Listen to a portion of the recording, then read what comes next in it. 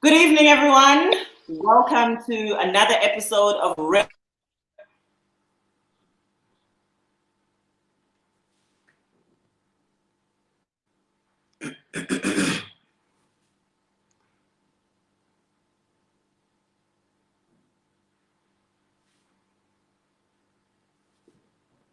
Well, can you hear the ladies or are they frozen? I can hear. They frozen. Okay, so I think the ladies are frozen. Good evening, everyone. We just want to welcome you to another episode of Red Wine and Cigarettes. While the ladies are frozen, Bonello, will you tell us a little bit of who you are? Introduce yourself. What do you do? And what kind of a person are you? Okay, thank you for inviting me to the show. It's a privilege for me to be here tonight. My name is Bonello. Originally, I'm from KZN, but I've been living in Joburg for 4 years now, and I'm currently working at Netcare Park Hospital. I'm a hospital-based academic.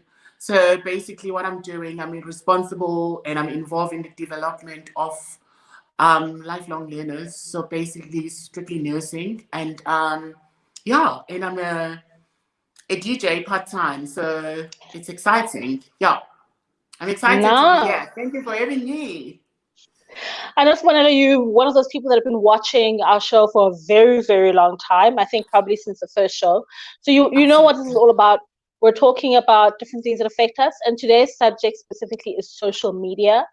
We're talking about the effects of social media on society. We're talking about how people interact with social media, and as well as the things that we think that people should be wary of social media and why social media is good.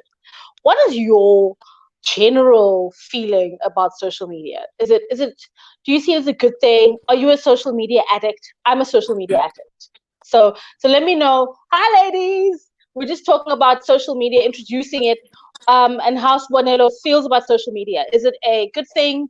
Is he a social media addict? How much social media does he actually consume?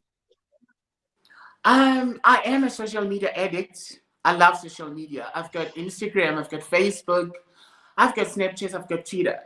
But I'll be specifically focusing on Facebook because that's when I've noticed and I've experienced a lot of things, like through my life journey on social media. To start off, I would like to describe what social media is.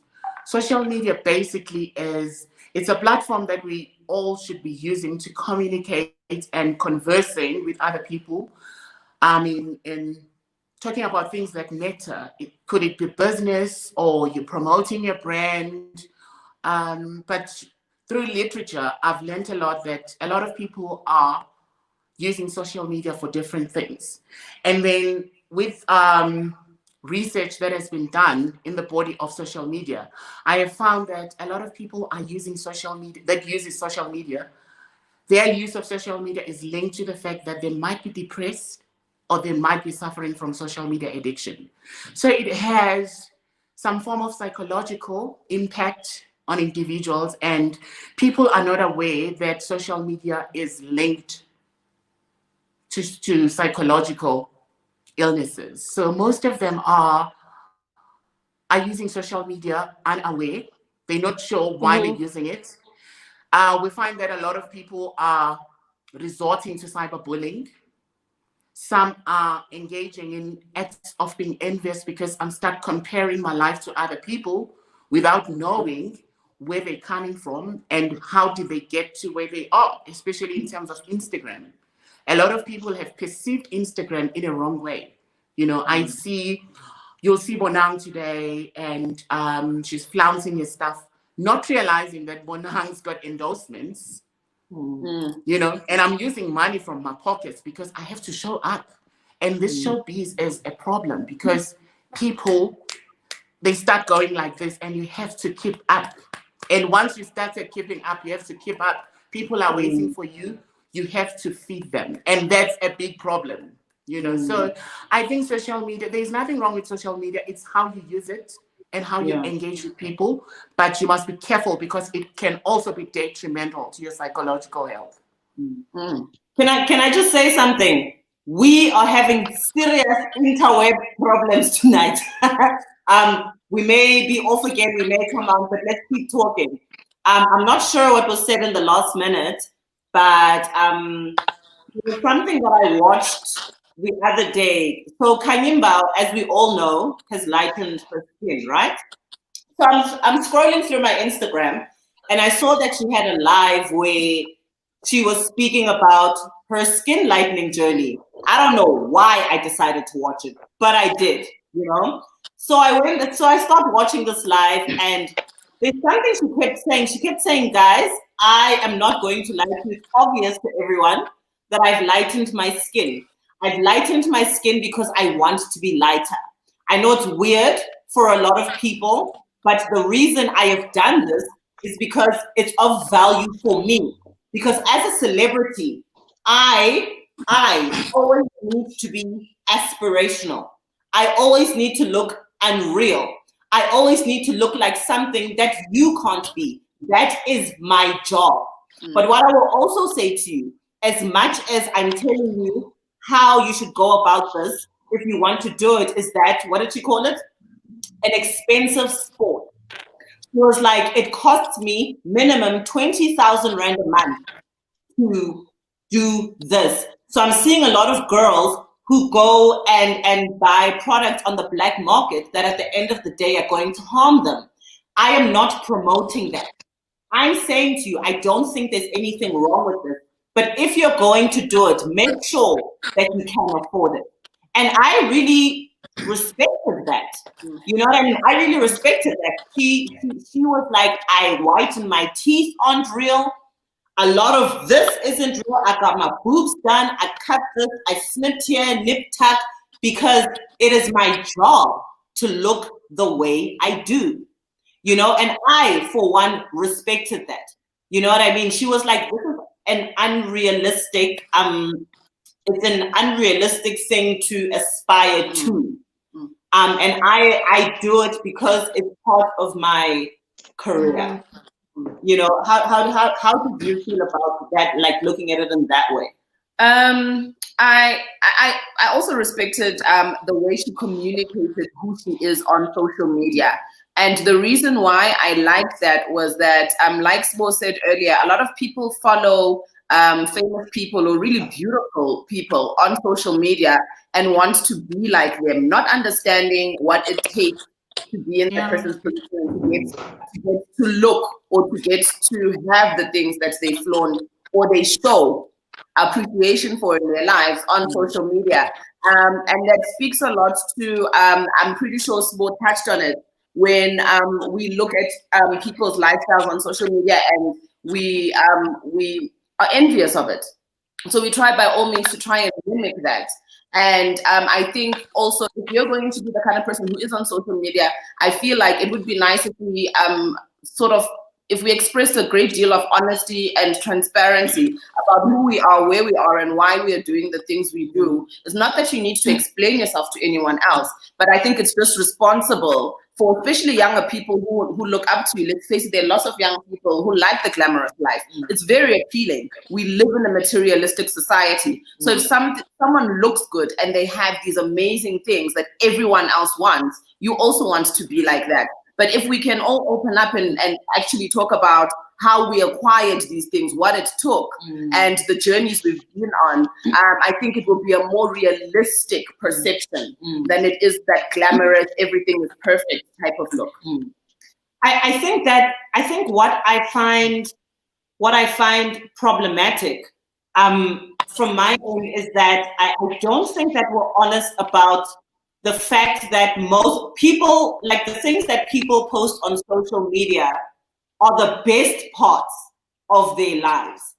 You know, it's the best parts of their lives. I don't post when I haven't bathed and I've just gone through a breakup and I'm looking and I'm ashy. When I find the glow up, I don't post when I haven't gone to the gym in a while and I'm feeling kind of overweight. When I see that thing in the waist, I post.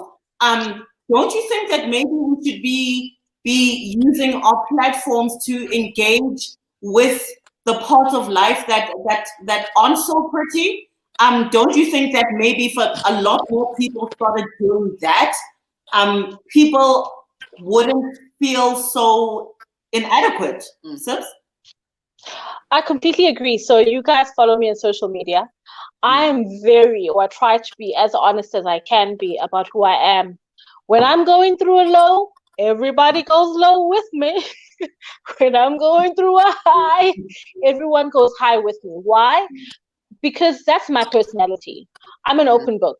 I don't think that everyone else is an open book. And I also don't think I think that we should stop thinking of social media as a place where we can follow celebrities. Social media should be a place where we're all talking to each other as normal people. Fine, there's a celebrity here and there, but my thing is not celebrities. I want to know what's happening with Lindy. I want to know what's happening with Balisa. And then now and then I'll check in on Bonang. I have found so many talented and witty and clever people on Twitter, because Twitter is a word-driven medium. People that are clever, that say funny things, that are not celebrities. And that's, for me, is what makes social media. People who open up their hearts. We need to stop thinking of social media as a means to watch what celebrities are doing. Fine, Instagram to a certain degree, but also Instagram also needs to be organic. It needs to be who you are. Even influencers. My favorite influencers are the ones that you can see that they're in their house when they took this picture, not at some hotel that they've booked for 2 hours or asked, can we please take some photos?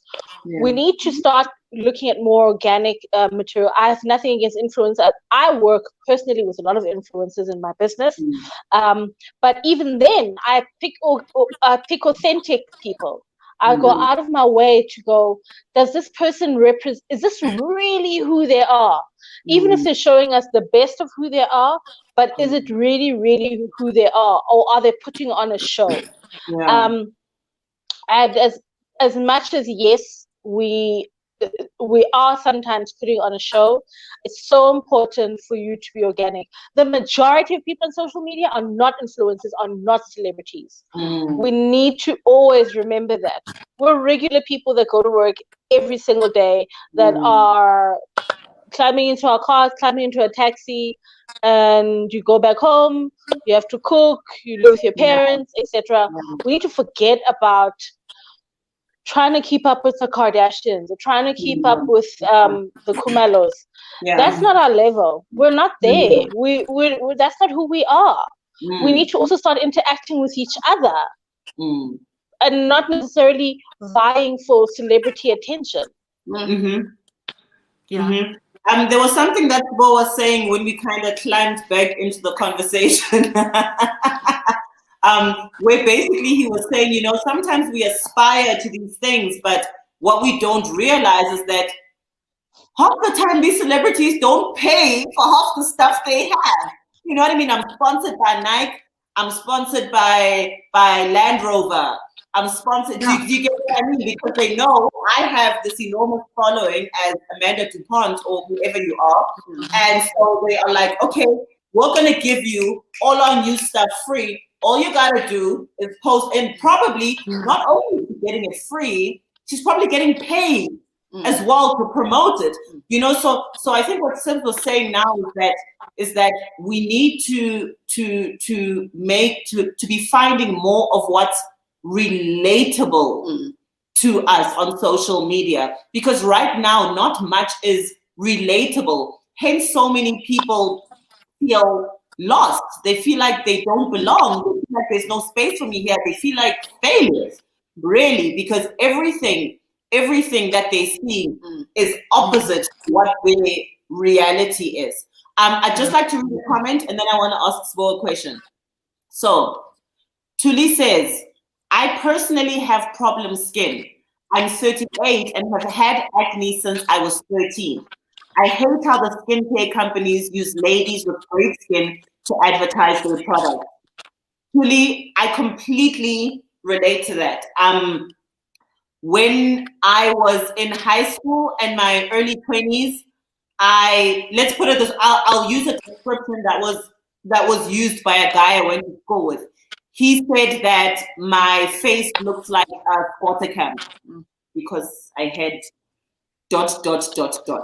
You know, and I tried I was too afraid to try and go find to get treatment, you know, because you'd see Nivea, you'd see Garnier, you'd see all these adverts, and there was no one there that looked like me. You know, there was no one there who looked like me. So that was a bad experience for me in terms of advertising. And then it extended, at the time there was no social media, but even growing up, it took me a really long time to actually learn to deal with my skin until I met a friend who took a chance on me and actually addressed something that was very sensitive for me. And she was like, listen, honey, I see you've got this, I see you've got this. I think I know how to help you, you know, and luckily I was able to open up to her. But I've never seen anything on Instagram where I'm just like, this thing could probably help me, because I've never seen anyone who looks like me. Small, when we asked you to be on the show, we actually couldn't come up with the topic, and this was actually a topic that you came up with. What has it been in your experience that made you feel as though this was something that was important to speak about? Basically, the reason why I chose this topic is because I think a lot of people, the reason why we come to social media, we come for different reasons, in such a way that we carry these struggles with ourselves every day. And then people need to understand that struggles are not failures, and failures are not the end of the world, you know? So if we can understand that concept that I made flaws, it's just that I don't post my flaws. It's always about the highs and lives and everything. So the reason why I wanted to bring this is just to show people that we screw up every day. I've said the most awful things ever, but that's adequately enough for my own happiness. And I just raised this social media topic because I want people to understand that perfection is a problem. Perfection is rigid, it's tight, and it's extremely exhausting. You know, having to put up with social media every day, and you're posting all these luxurious things every day. You've got a new set of Louboutins you need to show people. You've got news, you've just made a manicure. People must know about it. It's actually exhausting, and it drains you mentally. So I've seen a lot of people resorting to social media for wrong reasons. You find that there are a lot of trolls. People feed their egos on social media. You inherit a lot of enemies without you knowing. Like, I'm a normal average person, but you find that you've got people that don't talk to you, not because you've got money, but because they think that you think you're too big, you think too high of yourself. Who the hell do you think you are? You don't respond the way everybody is going, so you have to follow a certain trend. And I think we need to have a shift, like that paradigm shift. People always think that we need to focus. This is how I need to be like, you know? And people always feel that you owe them a lot on social media. So if I'll just make a classical example. A couple of weeks back, one of my friends on social media gave me a call, and she said to me, oh, your skin is so glowing. You know, if it was someone else, I would have killed them, sarcastically.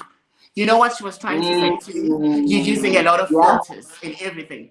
What's wrong with using filters? What's wrong with me using filters? Filters are there to be used. What's threatening you? So it seems like you're threatening people's peace. And it starts with social comparison. If you stop comparing yourself to people, then your life will be good. So I think we need to move away from that and understand why, the whys, the whens, and why you are on social media. And if you try and follow right people, stick to your lane at all times, I think that's good. You will enjoy social media. So I've experienced a lot of negativity, but I don't fit the troll. I'm not happy with you. Block button. You're gone. Sis? I don't entertain negativity. So I felt that it was important for us to discuss this topic. People need to know what to say and when to say it. Yeah. So I've loved social media for the past few weeks because everybody's stuck in their houses. The past few months, not even weeks, months. Everybody's stuck in their houses. Everyone now has to create content from whatever's around their houses. So generally, people that create content, I personally, I love to create content. It might not look curated when you follow me, but I definitely go, oh, that would be a nice Instagram post, or that would be a nice Facebook thing. That's me. That's just because I love social media and I love interacting with people on social media. So I want to drive conversations. I want people to laugh, etc., etc. But some of you guys know I'm not a really big Bonang fan. But what I've loved about Bonang is because she's stuck in the house. She's doing a lot of stories where she is herself and she's having fun and Unwa Savannah and like she's just showing a side of herself that we haven't seen.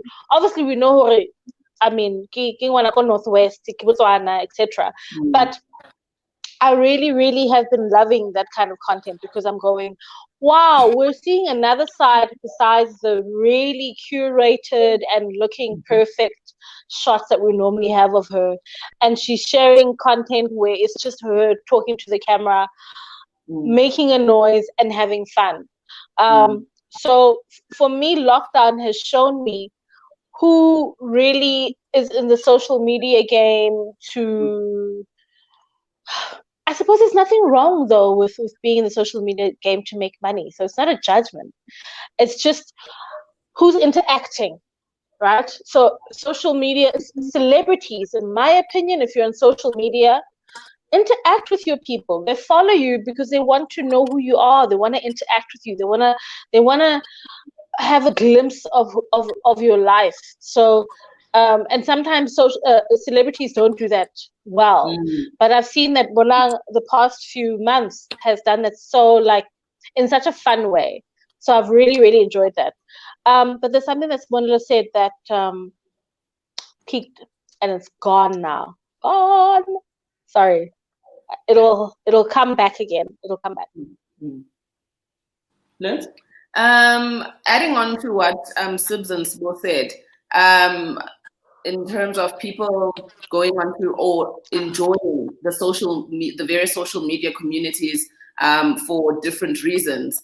I'm definitely the kind of person who's really intrigued by human beings, what they think, what makes them tick, what makes them feel down, and what inspires people. I'm definitely the type of person who follows groups that are inspirational, where there'll be people who'll talk about things that make you think, actually, I need to look at myself and figure out if I have this problem, or how do I solve it, or I went through that as well. And I've definitely found that there's so many people out there all over the world who go through the exact same issues. It might not be within the same circumstances, but people struggle with the same problems. And it's so nice for me to be aware of what other people are going through. So I'm also sensitive to people I meet or people I talk to over the phone or via social media.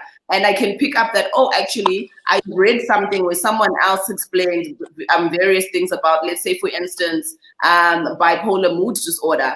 And I can relate to that. Or this other person gave this kind of advice, maybe try that. I've definitely also seen a lovely sense of community now that lockdown has basically happened to us. And people are growing so much, and it's beautiful to see. And I think as a person, if you are into social media, it's your responsibility to go look for what you need and find your solace or your strength or your growth within that. And don't be swayed by trends and who's looking at who and what they're doing.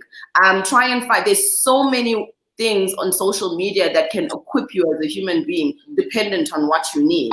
And I think it's important that we also realize that, yes, there are cons and there are negative aspects of it, but there are also a lot of pros where you can actually grow so much and you actually see such beautiful compassion. Like I've cried, ask Balisa, I don't know how many every day.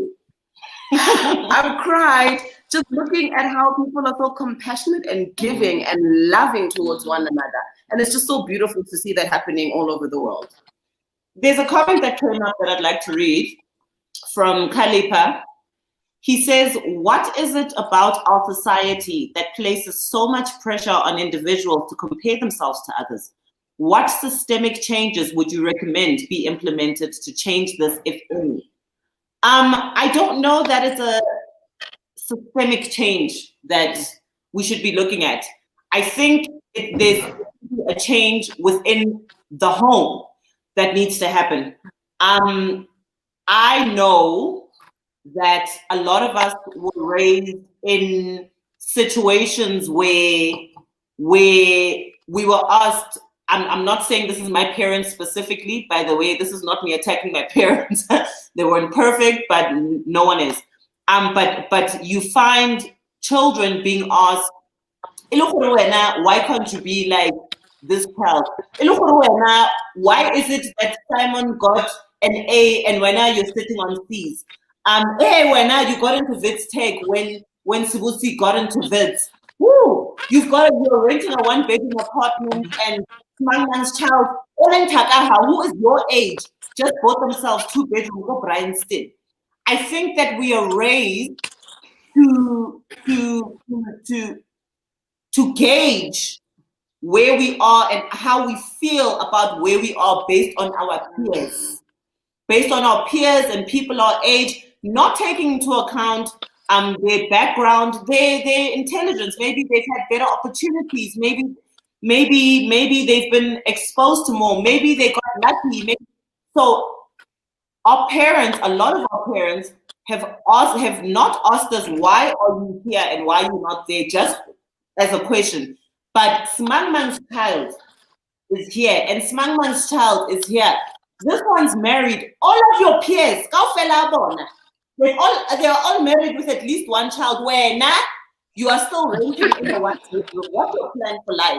So I think we hear a lot of that growing up, and I think that maybe if we didn't grow up with that, we wouldn't really care that much about what other people are doing. But we've been taught to compare ourselves to others. Smo, what's your opinion on that? I think you are right on what you've just said. I think people also need to do self-introspection. They need to look at themselves, understand where you're coming from, understand what are you capable of doing, because you're going to ban yourself if you compete with people on social media. Especially, as you mentioned before, people have got endorsements. If I'm competing with people that are getting endorsements and I'm not getting any kind of endorsement, it's going to hit you hard. And then this whole thing that Black people don't suffer from psychological illnesses, I think it also affects our society. People are not seeking psychological help because it's a cultural taboo at this point. And understanding why you're going on social media, why are you using social media, and what are you trying to achieve, what are you trying to gain out of it, I think that will help you also, because if you're going to keep on competing with people, you're going to kill yourself. And literature also states that people that are using social media a lot are people that are very frustrated, that are lonely, they suffer from low self-esteem. So they create this travesty around them so that they can cope. So seeing all these glamorous things, it creates this false world around them. So when you are online, you feel like you are this feisty woman, you're owning the world, everything, all of that. And then when you log off, reality starts kicking in. You're coming back to your old self, and that must be very grueling. It's such a grueling experience. I don't imagine myself doing such things. So I told myself that I will never break myself in pursuit of perfection, because perfection can be so exhausting. I can't. Okay, there's a question that Tuli posted. She says, why do we judge each other so harshly on social media? I've got an answer in my mind for why I think that happens. But Sibs, what do you think that is? Why do you think people judge each other so harshly on social media? a lot of us are unhappy. A lot of us are so unhappy. And we're taking it out on other people. We're taking out our frustrations on other people. We're behind our phones. No one can see my face. I can say whatever I'm feeling and blast at you because Oh, she's gone. Yeah. But I think she was saying something that was very similar to what I was thinking. I think that a lot of people find the bravery to say terrible stuff because they feel bad about themselves and because they're sitting behind a phone or they're sitting behind a laptop. I think that social media is a place for cowards to comfortably be bullies. I really think so. It suddenly becomes this faceless place where you can be as horrible and spew a lot of what is really you at anyone. If you're projecting, Sips. and then also you can pull away. So once you have spewed your vitriol and been nasty, you can go to bed. You or leave your phone and walk away. So there's no sense of something's going to happen to you if you treat people in this way on social media. It's you can get blocked for 2 weeks or a month, or even get your account banned, and then you open another one and you carry on. Yes, Tembi, so keyboard warriors, people who know that they don't owe anyone anything, and I can go to bed and I've told this person how ugly they are because I feel that I'm ugly, but I'm going to take it out on someone else and take out my feelings and what I'm going through at work, in the home, whatever it is, on someone else. And then I'm switching my phone if I'm going to bed. Meh. Bye, guys. Forgetting about, there's no consequence. Like if you shoot someone, you go to jail. Social media, the equivalent of shooting someone and breaking someone's heart. I'm not saying, you're not killing them like with a gun, but you're killing them with emotionally. There's nothing happens. There's no remorse. There's nothing happens unless the person sues you. But we don't live in America. This is not a place where it's easy to sue someone over what they said on social media. Speaking of the dangers of social media, I'll get to you now, Sbo. I just think this is something that's really important for us to look at. How prevalent cyberbullying has become. As a parent, that's something that really, really concerns me. I like the Crime Channel. You can ask Lindiwe. I'm really fascinated by human behavior. So I enjoy the Crime Channel. And I was watching a documentary about how cyberbullying has driven so many children to suicide, has driven so many children into depression. And I just want to know, as a parent, how do you protect your child from this? Because there were a number of kids who were interviewed on that documentary, and they asked them why, those who hadn't actually killed themselves, but those who'd fallen into depression, and they asked them why haven't you said anything? And a lot of them were like, you know what, we didn't want to bring yet another problem, to our parents. They already have to deal with so much, and they're paying for school, and they're paying for the house, so I didn't want to come and be like, oh, I'm being bullied, because I think what they were trying to say is that it's not really something that's tangible. I'm not saying someone hit me. I'm not saying someone pushed me. People are saying bad words to me, and they kind of make me feel bad about myself. But in the bigger scheme of things, it doesn't seem like it's such a big problem that I should be bothering my parents with. So Linz, how do we protect our kids? How do we give them the room to defend themselves from that? That is a tough one, especially because it's perceived as something that's not tangible. For me, I think it's only responsible for a person who is a parent or parent figure, be you aunt, uncle, older brother, older sister, to equip any child who is about embarking on their journey of exploring social media with human nature, the good and the bad, and helping them understand that you're going to meet different people and they're going to project various things, and they will react to things that you post. in ways that make them feel better. So you need to kind of help them understand that they need to have an emotional barrier or an understanding that, listen, I don't need to take everything that people say to me on social media to heart. I need to be able to understand that there are a lot of people out there, and you are making yourself vulnerable by putting yourself out there.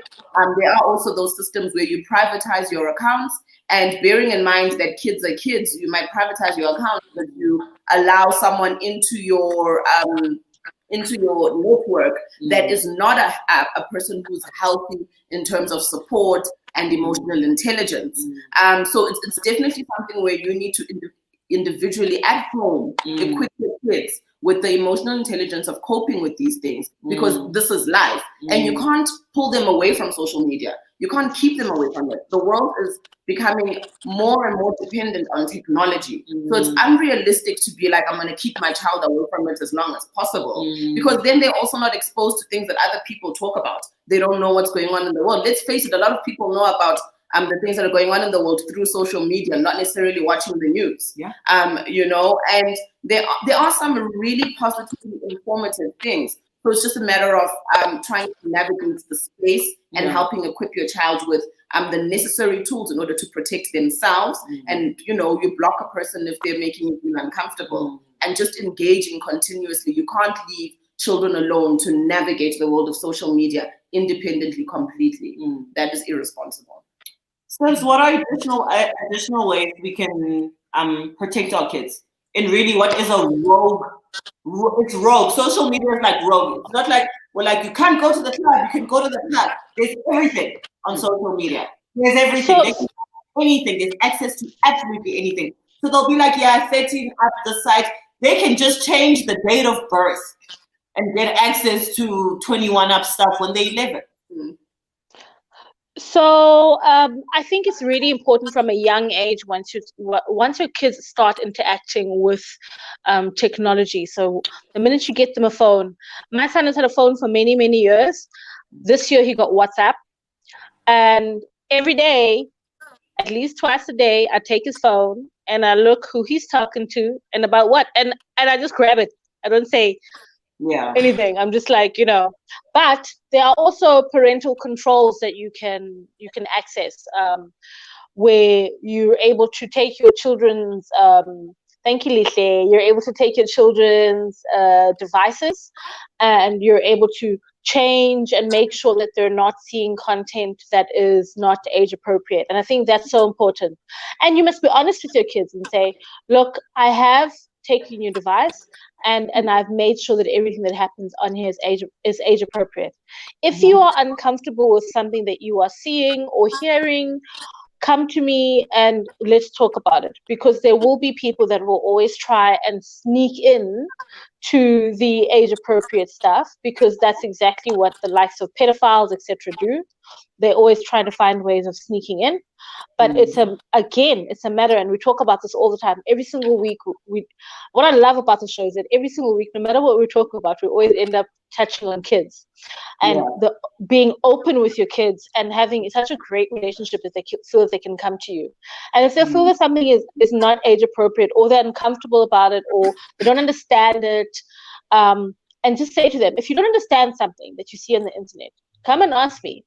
And then also as a parent, you can pick up and go, whoa, that's actually not appropriate. Where did you see that? Let me see. We constantly have to, let's not be, I know you said, let's not be our parents. Our parents were great, but let's not be our parents. You know what I mean? They kind of left us to our own devices. And unfortunately, as a parent, I can't leave my child to their own device, especially with technology. And kids also get sneaky. Kids are sneaky. They will, once they realize that I don't need her anymore and I actually don't want her knowing my business. Your child is your child until they leave the house, or until they turn 18 or 21 if you're black. So take the phones, go through the phones. But I think that link will help us do the basics. People always go, but I don't know how, I don't know where. The link that was posted now by Lihle will help us do the basic parental control on our kids' devices, so that we're able to just at least monitor and check what they're looking at. I think it's so important. And then also building that honesty with them, building that when they have a question and something that they don't understand that they see on the internet, they should know that I can go to my parent and ask them about it. And then you as a parent also need to pick up and go, whoop, I'm not sure if that's appropriate for you. You know, my son was telling me that he saw the Beirut incident, the explosion, on TikTok. And I just thought, whoa, you know what I mean? So there's nothing wrong with him seeing the explosion, but it just made me realize that there are so many things that are happening on the internet that we never really think about. My son is 8 years old and knows about Trump because of the internet, with parental controls on his phone. Do you know what I mean? So we need to constantly, as parents, be checking, like it's homework. Yeah. You wanted to say something? Yes, we're talking about cyberbullying in terms of kids. But I do believe that there is cyberbullying when it comes to adults as well. We kind of touched on it earlier in terms of people being judgmental and nasty. And I think as a society or various societies, we need to also be a bit more intentional about not allowing that kind of thing within our network of friends. Like if Palisa posts something and someone responds nastily, I think we should start adopting a lifestyle where you can respond and be like, you're being absolutely silly. That was an unnecessary comment. You know, but a lot of people keep quiet. Like I see sometimes when someone will comment on a person's post and they've said something absolutely unnecessarily nasty, and everyone just keeps quiet, or people just laugh. And then you find that there's this banter now between the person who's posted and the person who's commenting, and you're just like, this is really unnecessary. And people just like to pick fights. I think if we all just kind of like back each other up, and you're just like, actually what you said on the post was absolutely unnecessary. No one's listening to you. No one cares. Stop. Then I think that will be a better way to navigate as adults social media, because there's no parent who's going to be like, so Lindu, I'm so sorry. What did that person say on your post? You know, we need to protect each other. Yeah. Yeah. You find that the people that do call the person out, everyone's like, whoa, freedom of speech. Whoa, are you the Facebook police? Whoa, you know what I mean? Where that thing was completely unacceptable. You know what I mean? But it's almost like the rules are bent because it's social media. It's not real, but it is. And the effects are real. There's a comment I want to read. Oh, Spoke, say something. Sorry, my friend. Okay, I just want to comment on the previous question that was asked by Tudi regarding the parental control. I think before we start being strict and looking and checking on our kids as to what they are accessing on their phones, I think parents also need to have an open conversation with their children and understand the generational gaps in between. The pre-technology era, whereby parents were socialized by visiting each other, toys were a luxury at the time, so technology was not involved at the time. So they need to understand that kids will be glued to their phones, and they need to start having open conversation about them. So it's not a matter of, I will push you, you cannot use the phone because of ABC. Explain to them, this is what it is, because they won't even want to listen to you when you tell them about the pre-technology era. I'm not interested. I wasn't there. What must I do about that? You know, the only thing that you were doing at the time, you were visiting your friends, go play in the neighborhood.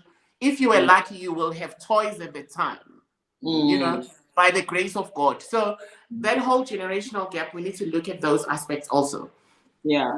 And not just that, I mean, our children are fortunate for having social media, but also I think I'm going to call out some parents here. It's not, you can't be using technology to babysit your kids as well. I think that a lot of parents also become neglectful. You know what I mean? Because the kids won't complain. It's endless stuff here. The kid can sit there like this the whole day and not mind. But as a parent, you have to mind it. You can't have social media raising your kids. You can't have technology raising your kids. And then you're surprised when he goes and shoots up the school. Because you're not monitoring what he's looking at, what he or she's looking at. You're not monitoring anything. So let's do better in that area. I want to see a comment from Pepe. Sir, sorry, I'm going to cover your face. It's long. It says social media can be a difficult space to occupy if you're reliant on the outside to fix what's inside. Sharing with the world that you feel really good about yourself can be really powerful. If not wielded responsibly, it can be really damaging. Make sure your heart and mind is in the right place. You should know you are of value, worth, and beautiful, even when you don't believe it in that moment. Be careful not to look to social media to fulfill something you lack within. That actually prompted me to share something. It's not directly related, but kind of. I have definitely been that person who kind of obsesses over an ex-partner's social media, right? We break up and I need to make sure you're not doing better than me. Going to look, what's up? Look what's going on. And then one day, you post the girl. I'm just saying, I'm not gonna lie, I'm excited. You know, so this was my most recent breakup. It's not recent, but the most recent one, where I literally said to this guy, Mamela, get off broken. Not because anger, it's not anger. I just need to protect myself because I'm not mature enough right now to go look at your page and be happy that you're doing well. Because I am not all right. So I'm going to block you because I am not all right. You know, I think that it's our responsibility to cut ourselves off from things and situations on social media that mess with our peace, guys. You know what I mean? Like, I did that because I know how in the past I've allowed myself to be like obsessed over what the ex is doing. And it showed me flames. Sips, can you relate? I can relate. I can relate. Woo, woo, woo. And you know what, ne? You know, while you were talking, I was like, yes. Because people are like, oh, did you see so and so? I'm like, no, I blocked that person. They're like, why? I'm like, for my heart, for my peace of mind, so that I can sleep at night. It's just, I have to take care of myself first. And then they'll call you and be like, oh, why did you block me? Bruh, for my heart, for my peace of mind. You know what I mean? Like, I have an ex who is friends with so many of my friends. And then they'll be like, oh, I'm like, I don't want to hear it. I don't want to hear it. There's a reason that I'm not friends with this person on social media. I don't want to hear it. For me, for my heart, for my peace of mind. You know what I mean? And the other day I realized that this person, I'm still friends with him on WhatsApp, which is a form of social media. And I'm seeing their stories. I'm like, what do I do? Do I delete their number? Because I don't want to see this content. So we have to protect ourselves, guys. Protect yourselves, and it's okay. And it's also okay to tell the person, listen, I'm protecting myself. And then they can turn around and say, oh, does that mean you still have feelings? No, I'm protecting myself. That's all that I'm doing. I'm making sure that Sibs is happy, making sure that Balisa is happy, because if I'm seeing this content, it can trigger me. I don't want to be triggered. I want to take care of myself, and I don't want to be triggered. On WhatsApp, guys, did you know that the only way that you can block somebody is if they block you from seeing the status? So don't be scared to send someone a message and say, hi, please can you block me from seeing your statuses? I've done this before. It works. And then I don't see their statuses and my life is happy. Take care of you. So Spendiso says, yo, especially if they know after they dump you, darling. But I can testify. I remember going through a breakup where I was looking terrible. My mom's never been through a breakup. She married her first boyfriend, okay? But she looked at me and she was like, Anita, I don't get mad, get hot. Like, she didn't want me to do my hair, do my nails inside. I'm like, Mama, my heart is breadcrumbs.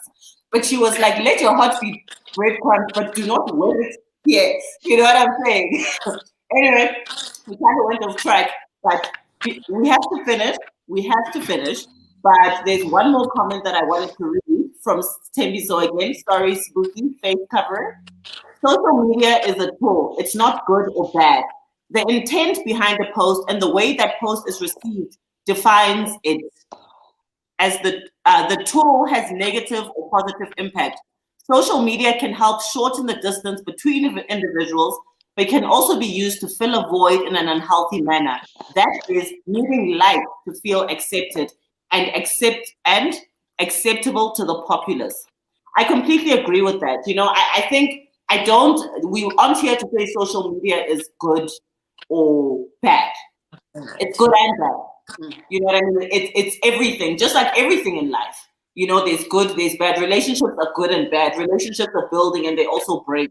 You know, just like with social media. And I just think it's really on us, you know, to become responsible for what we are ready for and what we have the capacity for, you know, at any given time. You know, and if every time you go through Instagram, you go through Facebook, afterwards you just feel like a failure, acknowledge that that's how it makes you feel, and maybe step back a bit and try to unpack why that is and what that is.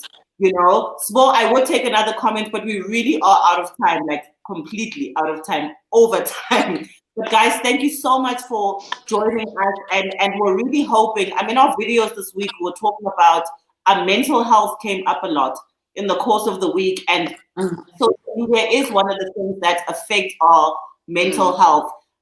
We are living in an abnormal time right now, you know, and that's one thing that we really need to not be neglecting. So in everything you do, everything you expose yourself to, the relationships you have right now, the people you surround yourself with, the content you're consuming, just really have an honest conversation with yourself about how that's affecting you and whether or not you have the capacity for it. Sbo, thank you so much for joining us. You were a vibe. We appreciate you. Sibs, thank you. Malindi, thank you. Cheers. Cheers. Peppy says, happy Women's Month, ladies. Cheers. We'll see you next week, Thursday, 8 p.m. live on Facebook and on YouTube. Good night. Good night.